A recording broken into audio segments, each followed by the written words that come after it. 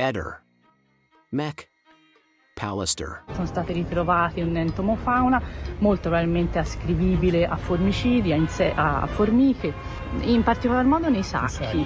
Sì, nell'interno dei sacchi della parte alta, che non ci stupisce perché ovviamente l'insetto è stato attratto dalla presenza, dall'odore di Liliana. Mi contrasta con il fatto che una formica è uscita dal nido, ha fatto tutto questo sforzo d'inverno per localizzare e non ha lasciato nessuna lesione sul corpo, sulla cute di Liliana.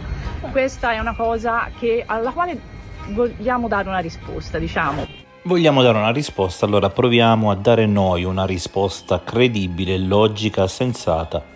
L'ipotesi che il corpo di Liliana Resinovic sia stato conservato in un frigorifero a circa 3 gradi centigradi potrebbe spiegare diversi aspetti relativi alle condizioni delle formiche trovate nei sacchi neri con il cadavere. Ecco un'analisi dettagliata delle possibili ragioni per cui le formiche potrebbero essere morte e non abbiano attaccato il cadavere. Morte delle formiche. 1. Temperature fredde. Le formiche sono ectotermi e il loro metabolismo dipende dalla temperatura ambientale. A 3 gradi centigradi entrano in uno stato di torpore o letargia, il che significa che non possono muoversi, alimentarsi o svolgere normali funzioni vitali. Prolungata esposizione a queste temperature potrebbe causare la morte delle formiche a causa dell'ipotermia. Anche se i frigoriferi non sono così freddi da causare un congelamento immediato, la temperatura è sufficientemente bassa da impedire alle formiche di sopravvivere a lungo non oltre circa 48 ore. 2. Assenza di cibo e acqua. Anche se le formiche sono trovate vicino a un cadavere, che potrebbe teoricamente essere una fonte di cibo, le basse temperature limitano la loro capacità di nutrirsi.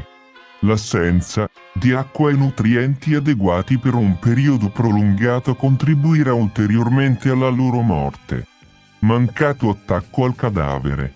1. Incapacità di movimento. Come già menzionato, a temperature di circa 3 gradi centigradi, le formiche entrano in uno stato di torpore e non sono in grado di muoversi o eseguire attività normali, come cercare cibo o nutrirsi.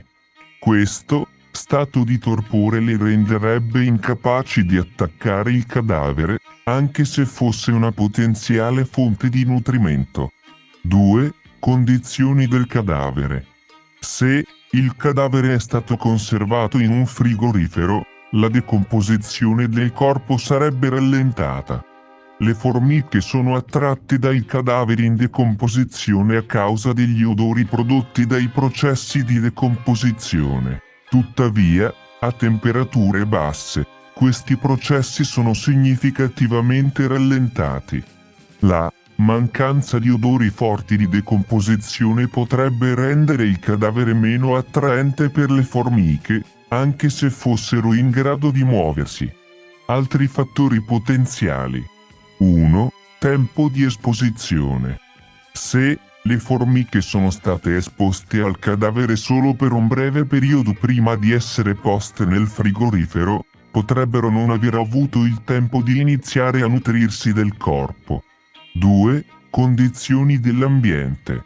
I sacchi neri potrebbero aver limitato ulteriormente la capacità delle formiche di accedere al cadavere o di muoversi liberamente, aggravando gli effetti delle basse temperature. In conclusione, l'ipotesi che il corpo di Liliana Resinovic sia stato conservato in un frigorifero a circa 3 gradi centigradi fornisce una spiegazione plausibile per la morte delle formiche e per il fatto che non abbiano attaccato il cadavere. Le basse temperature avrebbero causato uno stato di torpore nelle formiche, impedendo loro di nutrirsi e muoversi, portando infine alla loro morte. Potremmo ipotizzare quindi che Liliana si trova in un posto freddo, poi viene portata in un punto preparata per il trasporto e qui vengono messi i sacchi neri. In quei minuti in cui Liliana resta in questo luogo, le formiche entrano all'interno dei sacchi neri. Pochi minuti e via con la macchina all'ex OPP. Liliana viene rilasciata di notte, lì di notte c'è freddo e le formiche vanno in ipotermia e iniziano a potersi muovere meno e questo gli impedisce anche di attaccare il corpo. Di giorno poi la temperatura sale un po', ma i sacchi neri impediscono alle formiche di risvegliarsi, mantenendo una temperatura fresca. A questo punto, passate 48 ore, le formiche moriranno.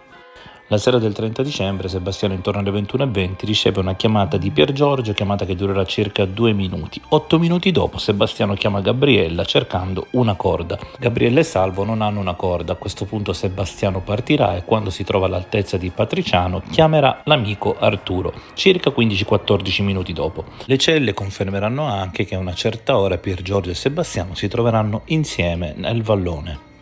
E intanto andiamo a vedere come si è concluso il sondaggio sulla vostra galleria triestina preferita sia sul canale 1 che sul canale 2.